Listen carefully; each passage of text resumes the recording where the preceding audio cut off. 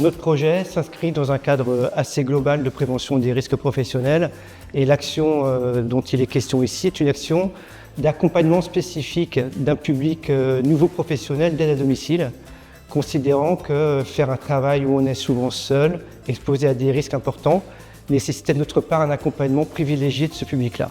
On est confronté à une double problématique. La première, c'est celui d'un turnover très important d'effectifs. L'autre problème, c'est qu'effectivement, on est passé d'une fonction d'aide ménagère à une fonction d'auxiliaire de vie qui nécessitait qu'on stabilise l'équipe, qu'on renforce sa professionnalisation et qu'on l'accompagne dans la réalisation de tous les actes qui doivent être faits au domicile. Donc, les actions mises en place sont des actions qui tournent autour de l'accompagnement des nouveaux salariés.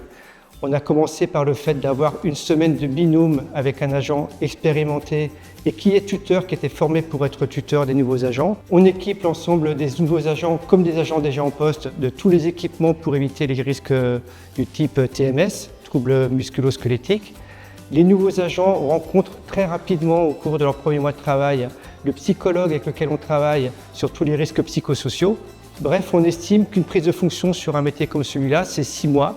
Et donc on se donne les moyens d'accompagner 6 mois les nouveaux professionnels pour qu'ils puissent être dans la plénitude de leur activité par la suite. Le premier bénéfice pour les agents, mais aussi pour la collectivité, c'est quand même qu'on a recensé très rapidement que ces nouveaux recrutés, on avait beaucoup moins d'accidents de travail, beaucoup moins d'absentéisme, y compris maladies ordinaires. L'autre bénéfice pour la collectivité, c'est effectivement d'avoir réduit le turnover, donc une stabilisation de l'équipe qui nous permet de faire monter progressivement l'ensemble de l'équipe en compétences sur l'ensemble des champs d'intervention qui sont les leurs aujourd'hui. On a décidé de concourir au PSMT parce qu'il nous semblait intéressant de mettre en avant ce qu'on avait fait compte tenu des résultats qu'on avait obtenus.